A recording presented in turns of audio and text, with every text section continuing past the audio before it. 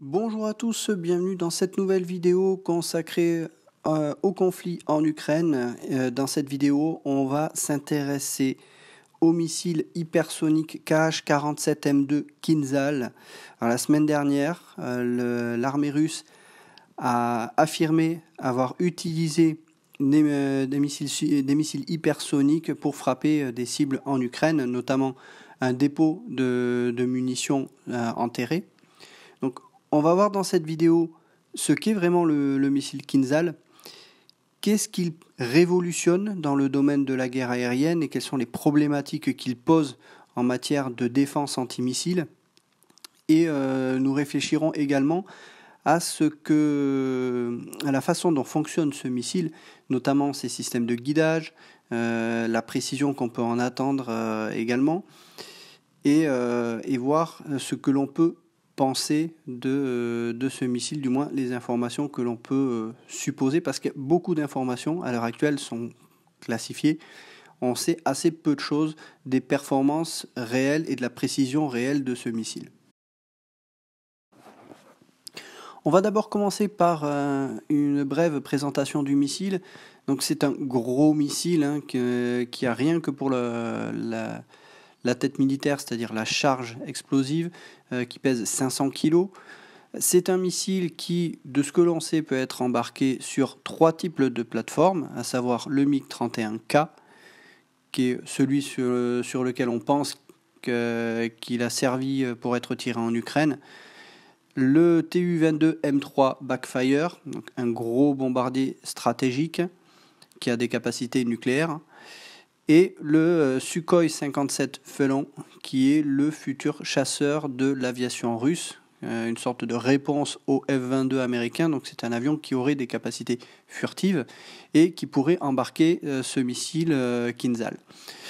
Toutefois, le Sukhoi 57 est actuellement en phase de test dans l'armée russe, donc il n'est pas totalement opérationnel et il y a peu de chances que le Kinzhal soit déjà implémenté dessus. Donc on a deux effecteurs qui peuvent emporter actuellement le Kinzhal, le MiG-31K et le Tu-22 M3 Backfire. On sait que la Russie a modifié un certain nombre, une dizaine environ, de MiG-31 pour pouvoir embarquer le missile Kinzhal. C'est un missile qui a également été visiblement utilisé en Syrie, et notamment quand il y avait le nouveau porte-avions britannique qui naviguait en mer Méditerranée proche de la Syrie, la Russie avait envoyé des MiG-31 qui avaient fait une passe d'attaque fictive sur le groupe embarqué, ce qui avait justement pas mal inquiété les Britanniques à l'époque. Ils craignaient que la Russie fasse une attaque sur leur groupe aéroporté, mais en fait il s'agissait davantage d'une simulation. Donc cette arme a une capacité non seulement anti-navire, parce que le but c'est de pouvoir percer les défenses, on le verra après, les défenses antimissiles des groupes aéronavals, et il a également une capacité nucléaire. Donc c'est un missile qui a une double capacité, classique et nucléaire. Donc vous avez une version anti-navire, une version nucléaire, et une version également air-sol. C'est cette version air-sol qui a été visiblement employée en Syrie et également en Ukraine tout récemment. Alors, pour comprendre les problématiques que pose ce nouveau type de missile, il faut déjà comprendre quelles sont les méthodes d'interception, que ce soit des missiles balistiques ou des missiles de croisière. Donc vous avez principalement ces deux types de missiles que l'on peut intercepter. Vous avez donc les missiles balistiques.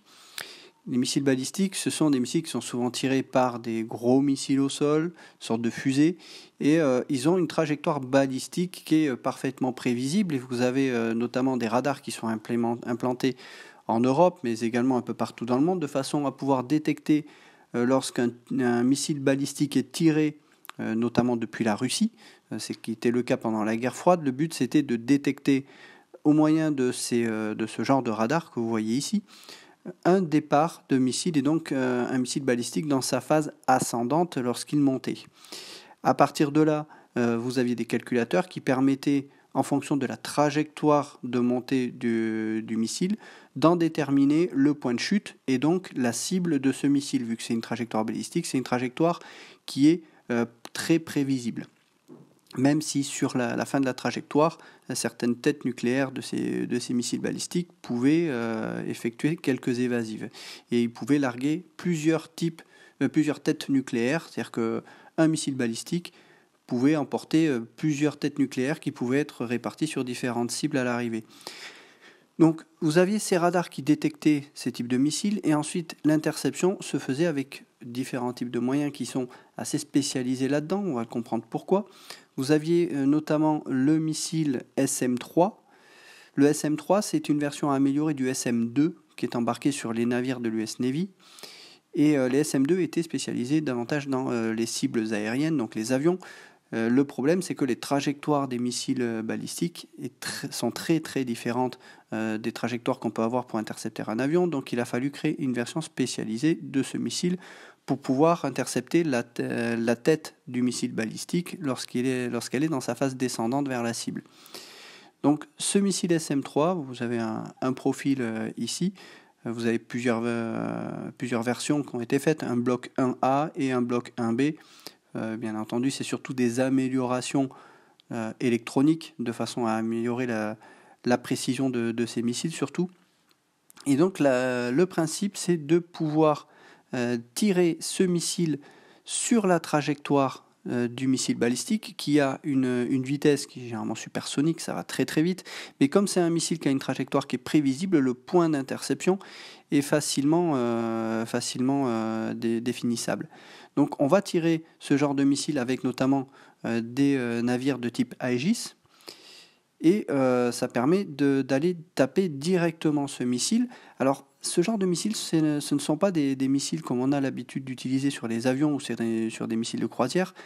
Les missiles de croisière ou les avions, on a des têtes explosives qui explosent à proximité de l'avion, qui vont créer tout un tas de shrapnel, donc un rideau de débris qui va, on va dire, perforer l'avion ou le missile de croisière en plusieurs endroits de façon à le détruire. Là, la méthode est très différente parce qu'on a affaire à une tête qui est souvent renforcée pour se protéger notamment de l'échauffement cinétique dû à la rentrée atmosphérique. Donc on a une cible qui est beaucoup plus difficile à détruire, et si on utilise ce genre de fusée de proximité pour pouvoir abattre ce genre de missile balistique, le problème c'est que la tête est trop dure et donc vous allez avoir une inefficacité en fait du missile pour l'intercepter.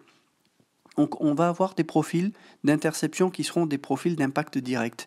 On va chercher à impacter directement le missile balistique. Donc vous voyez que la précision que l'on demande à ce genre de missile par rapport à un missile pour intercepter un avion, elle est déjà beaucoup plus importante. Il faut vraiment taper le missile, et donc quand vous tapez un missile qui est certainement à Mach 5 voire plus, ça vous demande une puissance de calcul assez importante pour pouvoir toucher au but. Au sol, vous avez également l'armée américaine qui a des dispositifs qu'on appelle le SAD, ou TAD. Voilà. Et c'est un peu un principe, c'est comme un Patriot, donc un gros missile que l'on va tirer, mais à la différence que là, on n'a pas de charge explosive dans le missile. On va chercher à avoir un impact direct. Et cet impact direct, bien entendu, il est beaucoup plus facile à obtenir lorsque vous avez le dispositif qui est placé à l'endroit où le missile va taper. C'est-à-dire que vous avez le missile balistique qui vient directement vers le système de défense, et donc vous allez pouvoir l'intercepter beaucoup plus facilement. Voilà. Donc vous voyez que intercepter un missile balistique, ça demande des systèmes qui sont très différents des systèmes solaires que l'on va employer pour abattre notamment des avions ou des missiles de croisière. Le profil d'un missile balistique, il est propre aux missiles balistiques. Les missiles de croisière, eh bien là on n'est pas du tout sur le même profil, on est plus sur des cibles qui ressemblent à des avions, donc on est sur des missiles de croisière qui sont pour la plupart subsoniques, c'est-à-dire qui ont des vitesses inférieures à la vitesse du son. Vous avez un moteur qui est généralement un moteur à réaction, ce n'est pas forcément de la fusée, c'est même souvent des moteurs à réaction qui permettent d'avoir une portée beaucoup plus importante, de plusieurs centaines de kilomètres, voire plus, pour ces missiles de croisière. Par exemple, notamment les Tomahawk, c'est ni plus ni moins qu'un petit avion en forme de missile avec des ailes qui permet d'être autonome sur plusieurs milliers de kilomètres et d'aller frapper avec une précision qui utilise le GPS. Donc là, ça revient à intercepter ni plus ni moins qu'un avion. Sauf que la particularité de ce genre de missiles de croisière, c'est qu'ils ont la capacité de voler bas, de coller au relief, et donc en volant très bas, ils échappent également à la détection à radar, et on ne peut les intercepter généralement que dans des phases finales où vous avez des systèmes de missiles qui vont les détecter à très courte distance et qui vont tout de suite leur tirer. Souvent, le plus efficace sur ce genre de missiles, ce sont des missiles à guidage infrarouge. Donc on va se guider sur la chaleur du moteur de ces missiles. Donc là, vous avez jusqu'à présent les deux types d'interception qu'on pouvait faire sur ces missiles, que ce soit des missiles balistiques, que ce soit des missiles de croisière ou des avions. La particularité du Kinzhal, c'est qu'il chamboule complètement tout ça. Le profil de vol du Kinzhal est très très différent. On n'est pas sur un profil balistique, on est sur un missile qui va aussi vite qu'un missile balistique, mais qui vole plus bas, qui a une trajectoire qui peut également être modifiée, un peu comme un missile de croisière Tomahawk, qui va faire varier son cap. Et là, ça va rendre les interceptions très très très difficiles. Intercepter un missile à Mach 10, il faut savoir que la plupart des systèmes de défense solaire ne sont pas prévus pour ça. Si on prend par exemple les missiles Aster 30 qui sont utilisés sur le porte-avions Charles de Gaulle, mais également en France, ils ne sont pas prévus pour intercepter des cibles volant à plus de Mach 5. Donc intercepter un missile qui vole à Mach 10, c'est plus la même chose. Pour vous donner un exemple, si vous calculez une trajectoire d'interception sur un missile, comme ceci, la trajectoire du missile, si elle ne varie pas, vous avez votre point d'interception. Le problème, c'est que ce nouveau missile Kinzhal, il peut faire varier sa trajectoire, et dès l'instant où vous variez la trajectoire de seulement quelques degrés, vous changez le point d'interception de plusieurs kilomètres, ce qui veut dire que le missile qui part en interception, il va devoir parcourir beaucoup plus de distance en certains cas et adapter sa trajectoire beaucoup plus vite. Et le problème, c'est que la vitesse étant beaucoup plus importante de ce missile Kinzhal, eh bien, la distance parcourue est beaucoup plus importante et donc le missile intercepteur peut très très facilement se retrouver à court de portée dans l'impossibilité d'intercepter ce missile. Voilà les problématiques que pose ce nouveau type de missile hypersonique. On va parler à présent d'une caractéristique assez particulière des missiles hypersoniques. Et pour ça, on va regarder une vidéo qui aurait été filmée en Ukraine. Alors, je prends des précautions au conditionnel parce qu'on n'a pas la possibilité de vérifier s'il s'agit vraiment d'un missile Kinzhal qui a été filmé. Mais en tout cas, ça y ressemble. Je vous montre déjà la vidéo, ensuite on en discute. Вот ебать это пизда нахуй! Ебать!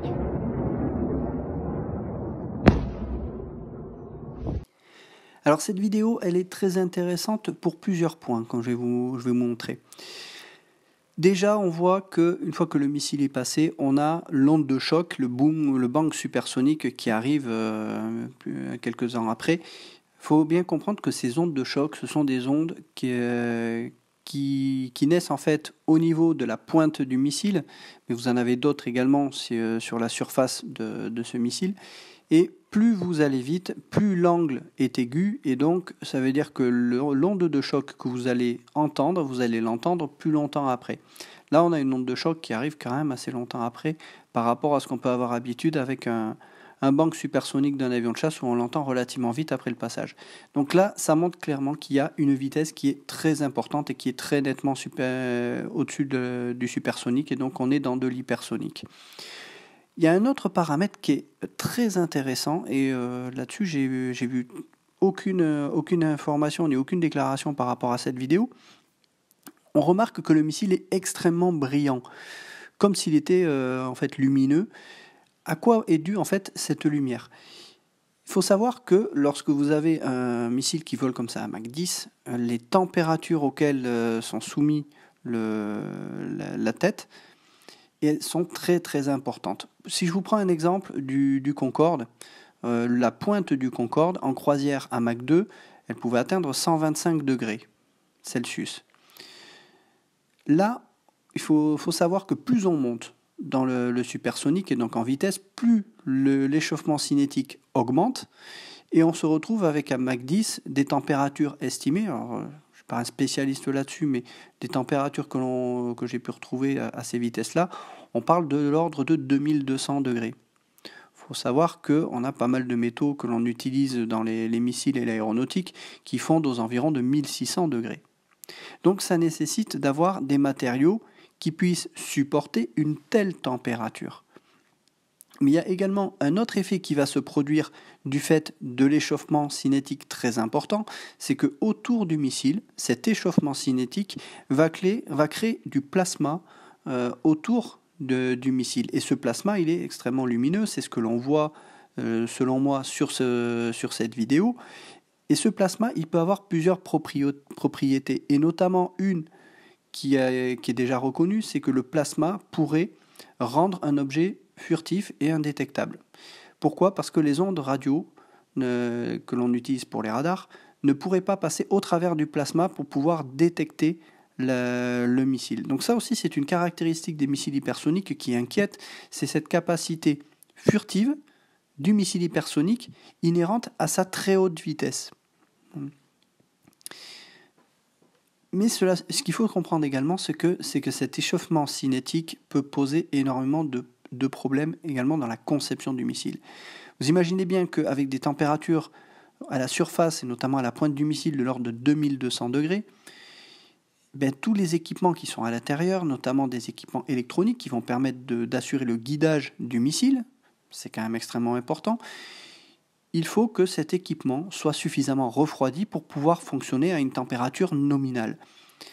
Quand vous avez un échauffement du missile qui est très important, il faut un système de refroidissement à l'intérieur qui soit suffisamment efficace. Dans le cas de Concorde, par exemple, l'échauffement cinétique de la cellule a imposé aux ingénieurs de créer un système de conditionnement d'air complètement différent de ce qui se faisait auparavant dans l'aviation, de façon à avoir une température en l'intérieur de la cabine qui soit vivable. Là, on n'est pas dans des conditions d'avoir une température vivable, puisque ce n'est qu'un missile, et le temps de vol d'un missile, c'est pas le temps de vol d'un Concorde. On ne veut pas voler pendant 2 heures. Là, c'est un missile qui va avoir au mieux quelques dizaines de minutes d'autonomie. Donc, ce qu'il faut, c'est d'avoir des matériaux qui tiennent ces températures pendant ce laps de temps, mais également d'avoir un système de conditionnement d'air à l'intérieur qui permette de refroidir durant ce temps-là les équipements électroniques qui permettent de le faire fonctionner et de le guider. Et là aussi, ça pose quand même certaines questions, notamment ce qu'on va aborder maintenant sur les systèmes de guidage. Ce que l'on retrouve comme information sur Internet sur ce missile Kinzhal, c'est que le missile serait guidé par plusieurs systèmes. Alors j'ai vu de tout, notamment du guidage GLONASS. GLONASS, c'est le GPS, c'est l'équivalent. Mais moi, je me pose une question, c'est qu'il faut que l'antenne qui communique avec le GPS, ou du moins le système GLONASS, l'équivalent russe, puisse recevoir les informations des satellites. Si vous êtes dans le cadre d'un échauffement avec du plasma autour du missile, eh bien, ça empêche toute communication électromagnétique. Donc, comment le missile peut recevoir cette information en provenance des satellites pour pouvoir se guider ? Eh bien, je suis assez dubitatif sur la possibilité que le système puisse utiliser ce type de guidage. Personnellement, ça reste qu'un point de vue personnel et je peux me tromper, je pense qu'on a plus affaire à un système qui est recalé avant le tir, notamment avec le MiG-31, qui va donner la position au missile d'une manière très précise au moment du tir, et cette position va être stockée dans un système de navigation inertielle qui, sur 10 minutes, ne va pas énormément dériver. Donc, selon moi, il n'y a pas de système de guidage de type satellite sur ce genre de système, mais plutôt un système de recalage de la centrale inertielle du missile de façon à lui donner une position de tir initiale qui soit précise, de façon à ce qu'il puisse atteindre son objectif au final. Ça reste qu'un point de vue personnel. Autre chose que j'ai vu concernant les systèmes de guidage, c'est que le système pouvait être utilisé avec un système électro-optique, voire infrarouge. Là, je suis très très dubitatif. Quand vous avez un échauffement cinétique comme ça, vous avez déjà l'infrarouge il ne verra rien parce que tout autour du missile, vous avez une surface qui est extrêmement chaude. Donc en fait, le capteur infrarouge, pour moi, il sera complètement aveugle. Le système électro-optique, mais là encore, on a un missile qui est très lumineux du fait du plasma. Donc là aussi, vous aurez un système électro-optique. C'est du visuel, hein, c'est ce que l'on verrait avec des yeux quasiment. Et là, pour moi aussi, ce système, il serait complètement aveugle. Donc ce système électro-optique infrarouge, pour moi, il est inconcevable sur ce genre de système, d'autant plus qu'il faut qu'il soit placé à l'avant du missile pour pouvoir assurer ce guidage. Sauf qu'à l'avant, c'est là où vous avez les températures les plus élevées. Donc il faudrait aussi que vous ayez ce capteur qui ait une vision au travers d'un système, d'un matériau de protection thermique qui, selon moi, obstrue complètement toute détection électro-optique et infrarouge. Autre système qui a été évoqué, c'est un système de guidage radar. D'avoir un système radar qui permettrait en gros de cartographier la zone cible de pouvoir ainsi trouver sa cible. Là encore, je suis très dubitatif. Pourquoi ? Parce que quand vous mettez un radar dans un dôme, quand vous mettez sur un nez d'avion, il faut bien comprendre que le nez de l'avion, c'est dans un matériau qui permet aux ondes radar de passer au travers. Sinon, ça ne servira à rien. On ne pourrait même pas passer au travers et détecter ce qu'il y a derrière le nez de l'avion. Donc, il faut aussi que ce matériau puisse être perméable aux ondes électromagnétiques radar. Et là aussi, je me pose de grosses questions parce que le matériau que l'on a pour protéger des très hautes températures sur la pointe du missile, c'est très peu concevable qu'on ait un système qui soit perméable aux ondes radar, avec en plus ses propriétés de résistance thermique. Donc vous voyez que la précision de ce missile, selon moi, elle est basée uniquement sur un système de navigation inertielle qui est recalé avant le tir par le MiG-31 notamment. Je ne vois pas d'autres systèmes de guidage qui soient suffisamment, on va dire, performants et surtout qui puissent être adaptés à ce genre de missile hypersonique par rapport aux problématiques que je viens de vous poser.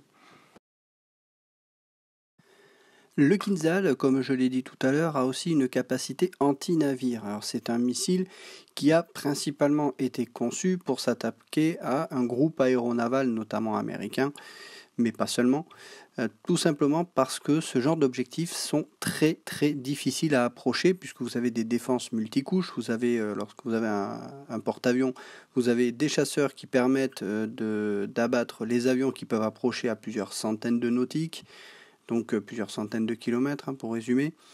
Vous avez ensuite de la défense antimissile avec les navires qui sont autour du porte-avions, qui sont des navires spécialisés dans la défense antimissile. Et en dernier recours, vous avez des canons sur les navires américains, ce qu'on appelle les phalanx. Ce sont des canons rotatifs à vitesse de tir très très élevée et dont le but est de créer un barrage de munitions, un barrage d'obus sur la trajectoire du missile de façon à le faire exploser. C'est très efficace contre des missiles qui volent au ras des flots. Et donc vous avez toutes ces défenses qu'il faut arriver à percer. Et donc l'intérêt d'un missile hypersonique, c'est justement de pouvoir prendre de vitesse tous ces systèmes qui n'auraient pas la capacité de pouvoir les abattre. Et même si vous abattez le missile à très courte distance, si je prends l'exemple avec des canons phalanx, la vitesse du missile est telle que de toute façon, avec la vitesse, le missile va continuer un peu sur sa trajectoire et avec le risque d'atteindre de toute façon sa cible. À l'heure actuelle, les seules défenses que l'on estime efficaces contre ce genre de missile pourraient être les lasers.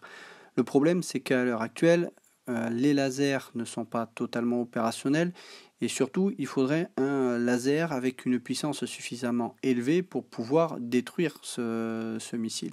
Donc, les projets sont en cours, que ce soit chez les Américains, mais également au niveau européen, ça commence à arriver aussi, de façon à créer une défense à base de laser pour pouvoir détruire ce genre de missile. Il faut savoir que les lasers, ça fait quand même un moment que c'est expérimenté. On a notamment l'US Air Force qui avait expérimenté dans les années 2000 un 747 équipé de ce qu'on appelait un système ABL pour Airborne Laser, donc un laser embarqué. Et le but était de détruire les missiles balistiques de très loin et donc de pouvoir rester suffisamment loin et d'avoir une arme qui a une vitesse en fait de déplacement qui est très élevée, puisque le laser c'est la vitesse de la lumière. Donc vous évitez d'avoir un missile qui va forcément moins vite que la lumière, donc vous avez une vitesse d'interception sur l'objet que vous voulez détruire qui est beaucoup plus rapide, et face à des missiles hypersoniques, à l'heure actuelle, c'est la seule défense que l'on pourrait estimer efficace, à moins que l'on arrive à créer des missiles suffisamment rapides et avec la longe nécessaire pour pouvoir s'attaquer à ce genre de missiles, avec en plus le fait que les missiles hypersoniques peuvent manœuvrer, et notamment en phase terminale, ça peut rendre l'interception beaucoup plus délicate, comme nous l'avons déjà dit. Donc il faut un système qui soit suffisamment rapide, suffisamment véloce pour pouvoir s'attaquer à ce genre de cible. En partant du principe où le missile est suffisamment précis pour cibler un navire en particulier, et notamment par exemple le porte-avions qui est le plus gros, c'est le navire qui sera visé surtout dans ce genre d'attaque. Sauf qu'on l'a dit tout à l'heure, bien la précision en guidage terminal, je reste assez dubitatif, à moins que les Russes aient réussi à développer certaines technologies en matière de matériaux et de détecteurs. Donc, il faut aussi se poser la question de quelle est la précision de ce missile en phase terminale lorsqu'il attaque un porte-avions qui est une cible mouvante, qui se déplace à une vitesse qui peut être de l'ordre de 15-20 nœuds. Donc c'est une cible qui se déplace. C'est plus du tout la même chose que si l'on tapait un objectif fixe, comme ça a été le cas en Ukraine, où on connaît les coordonnées géographiques. Là, vous avez des coordonnées géographiques que vous devez connaître dès le départ, et ensuite, ces coordonnées, en fait, elles bougent.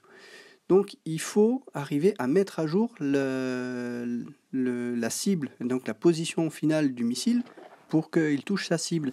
Donc si vous prenez un missile qui serait tiré à une distance de 2000 km, qui a une vitesse de Mach 10, donc, voilà, on est sur un temps de vol qui est de l'ordre de environ 5 minutes, 5 à 10 minutes. Et dans ce laps de temps, un porte-avions qui se déplace à une vitesse de 15 nœuds, ça voudrait dire que dans ce laps de temps, le navire aurait parcouru déjà au moins 2 km. Donc, vous voyez que la précision que l'on va demander au missile, ce n'est pas de 2 km. Il va falloir affiner la position finale de la cible pour pouvoir la toucher. Donc, pour réduire certaines certitudes, il faut pouvoir tirer le missile à une distance plus proche. Plus vous vous rapprochez, plus le temps de vol de votre missile sera court, et plus la position de la cible que vous visez sera un peu plus proche de la position que vous avez déterminée.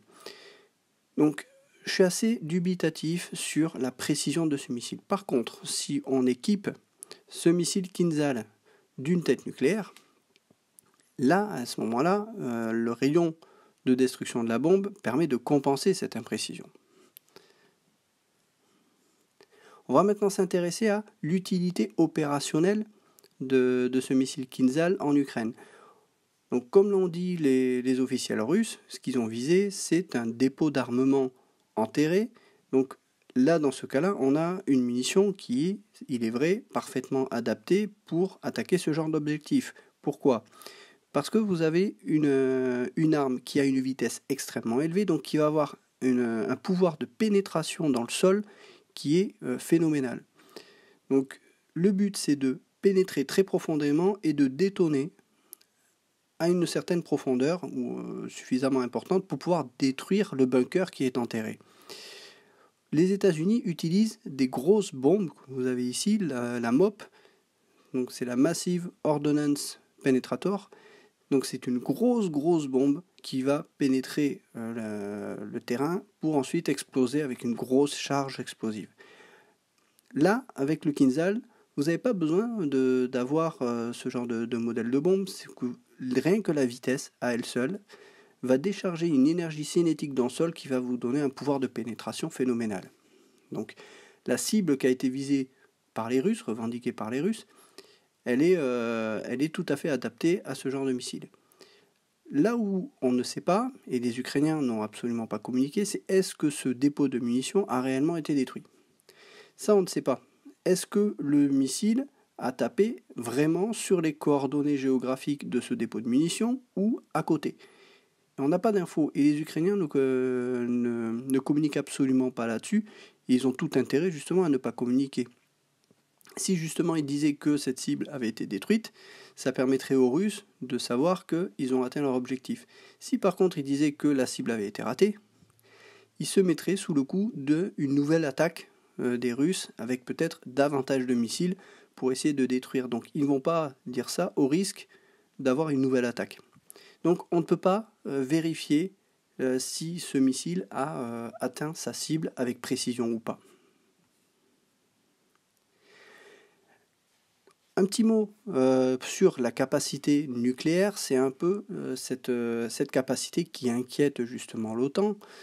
Pourquoi ? Parce que quand on tire ce genre de missile, on n'a aucun moyen de savoir s'il s'agit d'un missile avec une charge classique ou avec une charge nucléaire. Et ça inquiète pas mal. Parce que lorsque vous aviez des missiles balistiques, on connaissait les caractéristiques des missiles balistiques, on savait dès qu'on détectait le missile en phase ascendante, s'il s'agissait de tel ou tel type de missile, et donc on pouvait en déduire qu'il s'agissait d'un missile classique ou nucléaire. Là, la distinction, elle est beaucoup plus difficile. Donc, ça pose un problème, si tant est que l'on arrive à détecter ce missile Kinzhal à distance, ce qui n'est pas forcément certain avec ce que j'ai expliqué tout à l'heure. Donc, ça pose pas mal de problématiques, et notamment en termes de risque d'escalade. Que se passerait-il si les Russes tirent depuis leur territoire un missile Kinzhal sur l'Ukraine, mais que celui-ci ne s'écrase pas sur l'Ukraine, mais qui continue tout droit dans un pays allié, notamment en Pologne, et que le missile s'écrase en Pologne? Que se passerait-il? Est-ce qu'il n'y aurait pas un risque d'escalade sur le fait que la Russie aurait frappé à l'intérieur d'un pays de l'OTAN? Et ça inquiète. C'est pour ça que l'utilisation de ces missiles de croisière, elle peut être dangereuse dans certains cas. Surtout ce genre de missiles qui vont très très vite, qui parcourent beaucoup de distance en très peu de temps et sur lesquels on n'a aucun moyen d'interception clair. Donc voilà pourquoi ça pose pas mal d'inquiétudes auprès des pays de l'OTAN et européens. Voilà pour cette vidéo. J'espère vous avoir donné pas mal d'informations sur ce missile Kinzhal. Je ne prétends pas que toutes les informations que je vous ai données ici sont correctes, parce qu'il y a beaucoup d'informations sur ce missile qui sont encore classifiées. Néanmoins, j'espère vous donner quelques informations sur notamment la précision et les types de guidage que l'on peut s'attendre de ce genre de missile. Ce sont des points sur lesquels vous avez senti que j'étais quand même assez dubitatif. On ne peut pas être certain de ce que j'affirme. Rien n'empêche que peut-être les Russes ont découvert une technologie et des matériaux qui permettent de monter des détecteurs et des systèmes de guidage performants sur ce genre de missile. Néanmoins, j'essaie juste de vous apporter des précisions sur les problématiques techniques que pose ce genre de missile.